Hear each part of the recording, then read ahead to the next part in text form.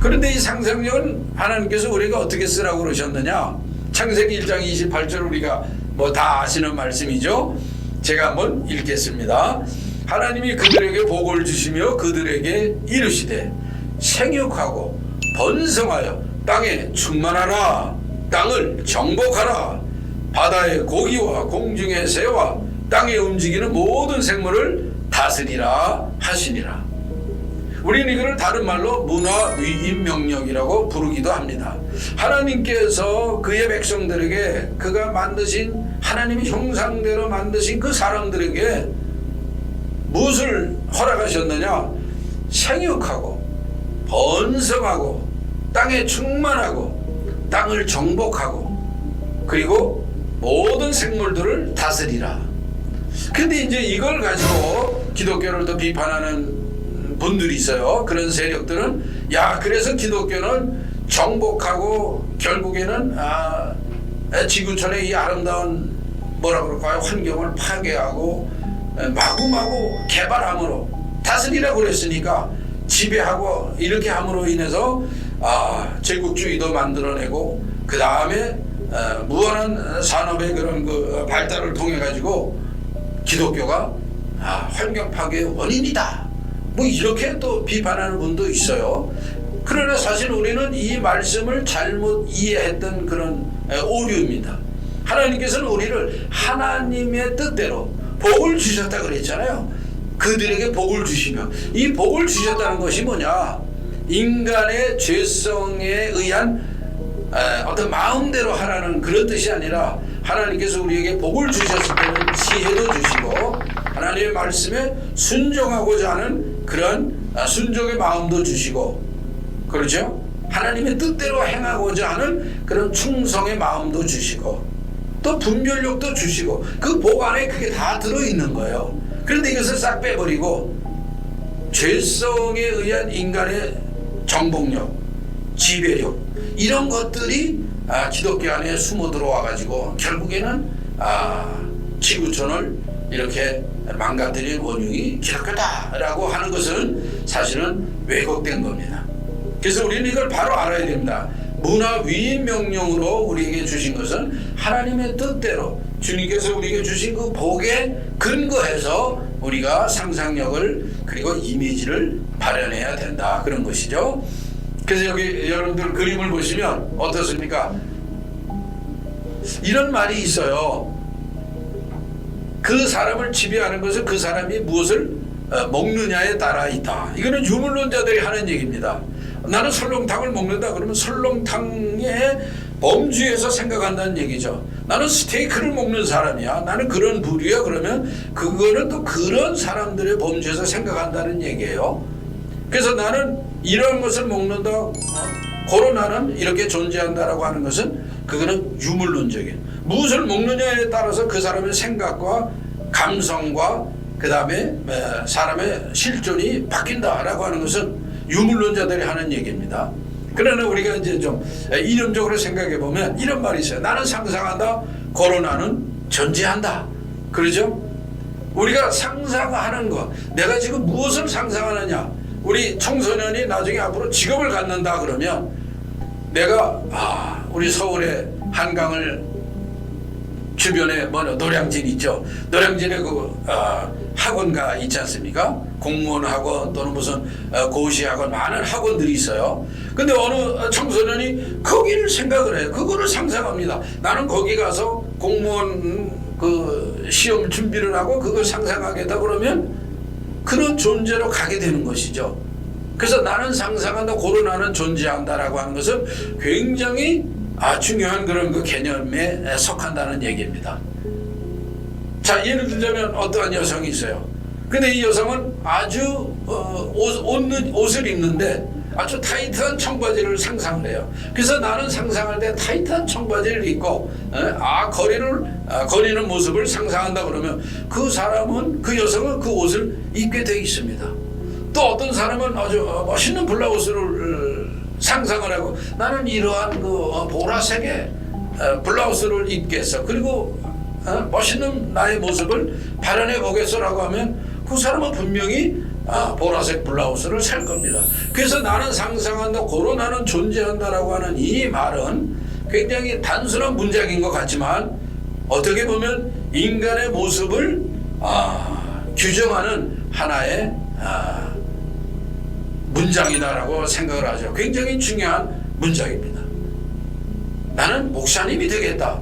그러면 강단에서 말씀을 전파하는 목사님을 상상하는 그러한 청년이 있다면 그 사람은 분명히 신학대학을 가고 신대원을 갈 것입니다. 그렇죠? 그리고 제가 볼 때 그런 그 좋은 설교를 자기가 하고 싶다라고 하는 분들을 보면 어느 자기가 흠모하는 그런 목사님들의 설교들, 요즘에 동영상들이 워낙 많이 나와 있으니까 그런 목사님들의 설교를 듣고 때로는 어투까지 단어까지 제스처까지 이렇게 해가면서 그 자기가 상상하는 정말 그 목사님의 그런 그 설교가의 모습을 상상하면서 신학의 공부를 해가고 말씀을 공부해가고 하는 모습을 우리가 볼 수가 있죠. 그래서 나는 상상한다, 코로나는 존재한다. 이 방송을 들으시는 우리 시청자 여러분께서도 한번 생각을 해보세요. 과연 나는 무엇을 상상하고 있는가 지금? 그렇죠? 지금 배가 꼬르륵 가는 시간이 되면은 여러분은 뭘 상상하십니까?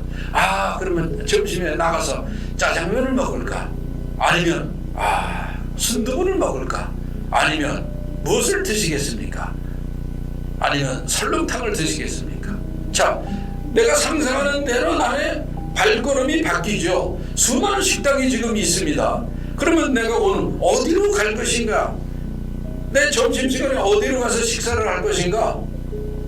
내가 무엇을 상상하느냐에 따라서 결정이 되겠죠. 물론 직장 생활을 하시는 분은 예를 들면 부장님, 오늘은 매운탕 내가 쏜다 그러고 가자 그러면 뭐 그때는 나의 상상은 다 허망한 상상이 되겠습니다만은, 그러나 나는 상상합니다. 그래서 나는 존재합니다. 여러분들이 잘 아시죠? 데카르트의 나는 생각한다, 고로 나는 존재한다. 나는 생각한다, 고로 나는 존재한다. 어떠한 사람도 생각하지 않는 사람은 없습니다. 생각하기 때문에 존재하죠. 그러나 또 거꾸로 우리는 하나님께서 우리를 이 땅에 존재케 하셨기 때문에 또 사실은 자연스럽게 생각을 하죠. 그래서 존재와 생각, 그는 인간 안에서는 아주 필연적인 연관 관계입니다. 자, 우리의 주제인 상상과 존재, 우리가 존재한다라고 하면은 거기 뭐가 붙어 있습니까? 상상한다라고 하는 것이 거기에 연관되어 있고, 그러기 때문에 내가 상상하는 그 기능, 그 능력으로 인해서 나는 존재하게 됩니다. 어떤 분이 다이어트에 대해서 상상을 해요. 나는 뭐 이러이러한 그런 그 근육질 몸매를 갖고 싶어. 그걸 상상을 하고, 그 다음에 우리가 거리를 지날 때 그 헬스장에 그런 그 아주 멋있는 그런 그 남성, 여성들의 모습을 보고 그걸 상상을 해요. 나는 3개월 안에, 나는 적어도 뭐 6개월 안에 이런 모습을 해보겠다라고 하면 그 양반은 분명히 그거를 할 수가 있겠죠. 작심삼일 안 되시기를 기대하겠습니다.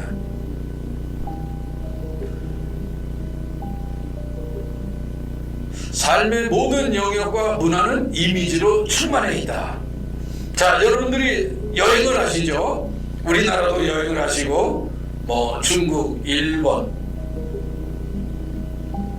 많은 도시들을 우리가 봅니다. 그러면은 그 도시들마다 각기 특색이 있어요. 그걸 우리는 전통이라고 얘기하죠. 우리가 서양을 갑니다. 서양을 가서 여러 문화들, 유럽의 문화를 공부할 수도 있고, 여행할 수도 있고, 미국을 갈 수도 있고, 미국에서도 뉴욕과 같은 대도시를 볼 수도 있고, 아니면 그랜드 캐년이라든가 LA 앞에 펼쳐져 있는 그 태평양 바다를 볼 수도 있고, 아니면 사막을 우리가 볼 수도 있어요. 우리가 어디를 가느냐에 따라서 그 삶의 모든 영역과 문화는 뭐로 만들어져 있냐면 이미지로 만들어져 있어요.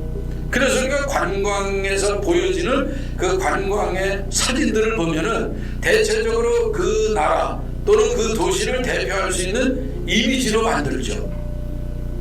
그것이 사진이 되든 아니면 뭐 어떠한 그 그림이 되든 회화가 되든 전부 다 뭐로 만들어져 있습니까? 이미지로 만들어져 있어요.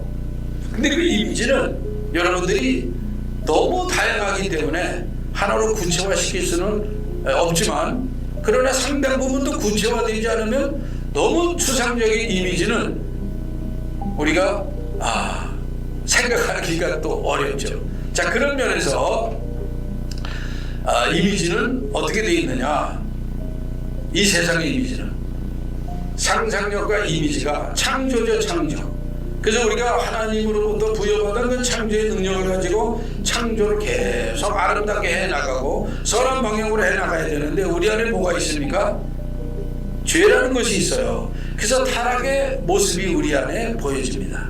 이 타락을 통해서 우리의 그 상상력이 굉장히 잘못된, 다시 말해서 우리가 칼을 가지고 있다면 이 칼을 가지고 맛있는 요리를 하는 것을 상상을 하면 칼이 얼마나 잘 쓰입니까?